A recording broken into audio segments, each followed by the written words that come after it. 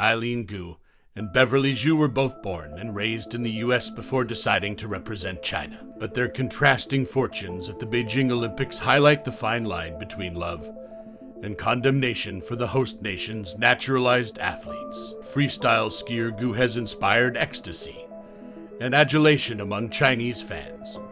But figure skater Zhu has endured a torrent of online abuse after two blunder-filled performances. The 18-year-old Gu, known as Gu Eiling in China, cemented herself as one of the faces of the Games by winning gold in the inaugural Women's Big Air on Tuesday. Gu Eiling is taking part in her first Winter Olympics, but still landed a 16-20 and won gold. She is so awesome, said one widely shared social media post, referring to the high-stakes trick that sealed her win.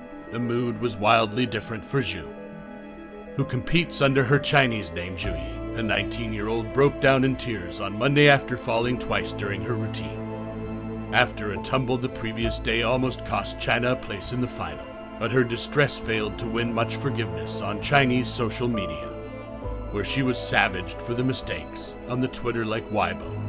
The hashtag Zhu Yi fell over racked up 230 million views. I don't know why someone like this was allowed to represent China, wrote one user. The abuse was so intense that authorities appeared to censor some.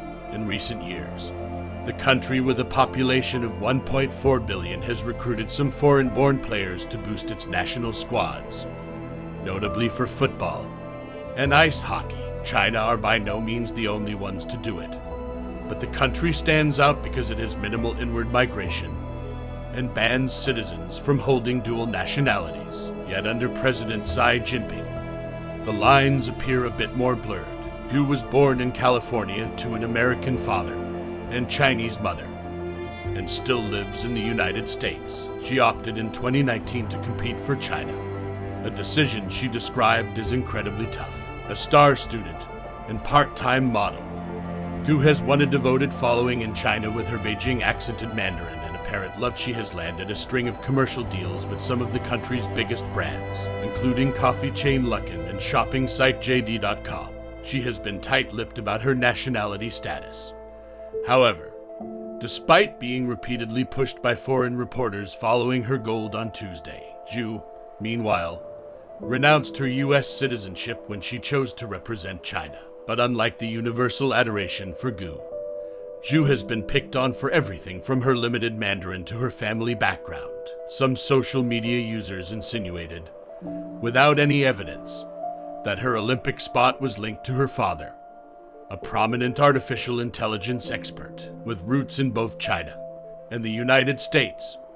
Gu and Zhu must walk a fine line when expressing either identity. Ties between the two powers have been at their lowest in decades, and Washington led a diplomatic boycott of the Beijing Games, citing concerns about human rights in China, including in the far western Xinjiang region. Gu, who has said she wants to use sport to connect people in the two countries, describes herself as American when I am in America and Chinese when I am in China. But public scrutiny in both countries may make it harder to maintain a clear divide.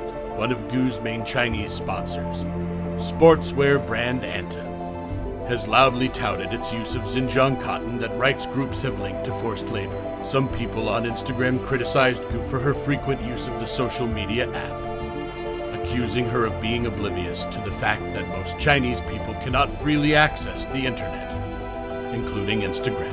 Gu on Tuesday dismissed the criticism when a journalist asked how hard it was to keep people in China and the United States happy. Please let me know what your thoughts are on this topic in the comments section below. And please like and subscribe to this channel for more content like this.